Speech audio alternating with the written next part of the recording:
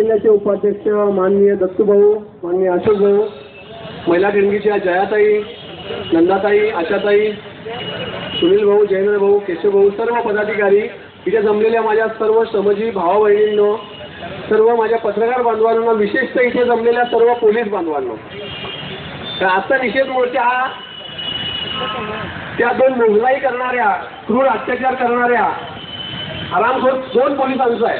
त्या पोलिसांवर आपण निषेध व्यक्त करायला आलोय.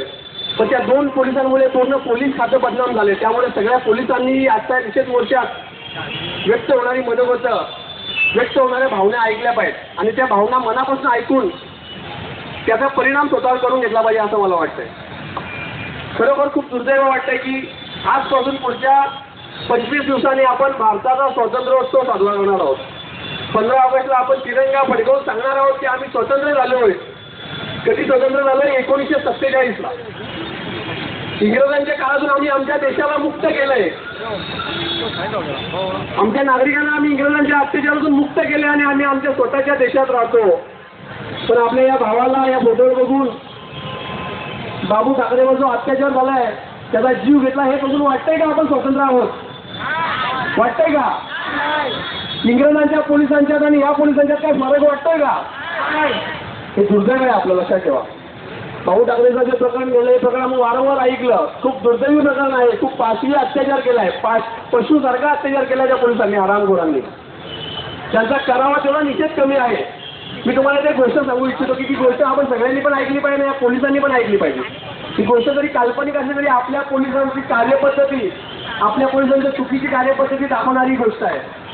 आफ्रिकेच्या जंगलात एक नरभक्षक वाघ होता की जो माणसानं खायचा, वाड्यांमध्ये घुसून मुलांना खायचा, आदिवासींच्या समोर दिसणाऱ्या लोकांना खायचा, गावागावात घुसून लोकांची हत्या करायचा, असा एक नरभक्षक वाघ सापडलेला.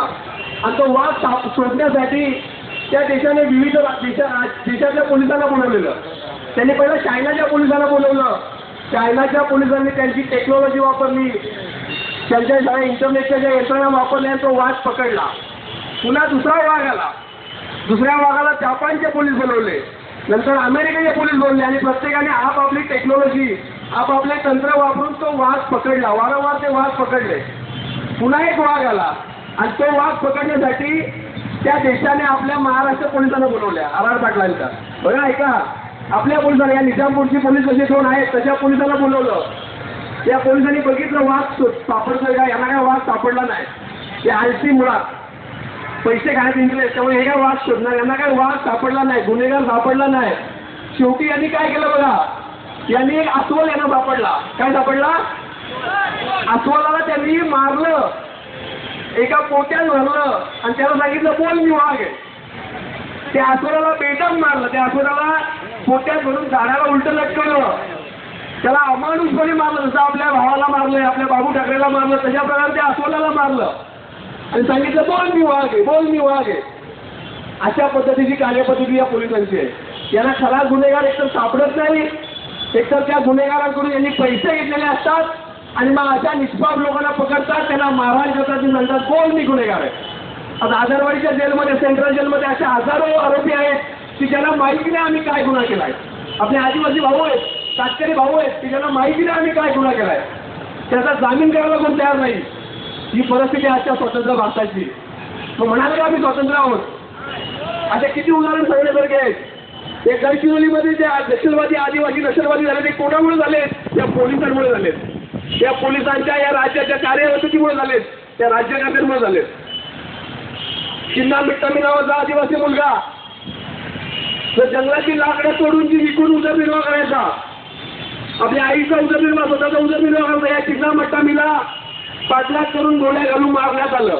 का मारण्यात आलं? तर एक नक्षलवादी वाघ मारला तर एक तर पदोन्नती म्हणजे प्रमोशन होत आहे आणि बक्षीस मिळत आहे. त्या चिन्ना मट्टामीला, गरीब मुलाला, आदिवासी मुलाला पोलिसांनी असंच मारलं आणि आपले विवेक भाऊ आणि संघटनेचे कार्यकर्ते तिकडे गडचिरोलीला गेले. त्या प्रश्नाला वाचा फोडली. त्या चिन्ना मट्टामीच्या आईला मंत्रालयात घेऊन गेले आणि त्या पोलिसांवर कारवाई केली. पण जिथे संघटना आहे तिथे कारवाई तरी होते, बाकी ठिकाणी काय? कुठे कुठे संघटना पोहोचणार आणि कुठे कुठे न्याय मिळवून देणार? या पोलिसांच्या कार्यपद्धतीचा त्रिवार धिक्कार केला पाहिजे. दुःख याचं वाटते मित्र हो की या निजामपूर पोलिसांचं उदाहरण घेतलं तर या पोलीस स्टेशनमध्येही काही चांगले अधिकारी आहेत. मी एका अधिकाऱ्याचं इथं नाव आवर्जून घेईन, त्याचे आभार मानेन, त्याचं अभिनंदन करेन. ज्ञानेश मनसुख नावाचा एक अधिकारी या विजापूर पोलीस स्टेशनला पोलीस अधिकारी आहे. खूप चांगला अधिकारी आहे की ज्याने आतापर्यंत संघटनेला गरिबांना खूप चांगलं सहकार्य केलंय. त्या अधिकाऱ्यांच्या संघटना सत्कार करते, अभिनंदन करते. पण अशा हरामखोर 2 अधिकाऱ्यांमुळे असे चांगले अधिकारी पण बदनाम होतात, याचं दुःख वाटतंय. या आजच्या मोठ्या निमित्ताने या 2 पोलिसांना कठोर कारवाई झाली पाहिजे. त्यांच्यावर आता 306 या आत्महत्येस प्रवृत्त केल्याप्रमाणे जो गुन्हा दाखल झाला आहे.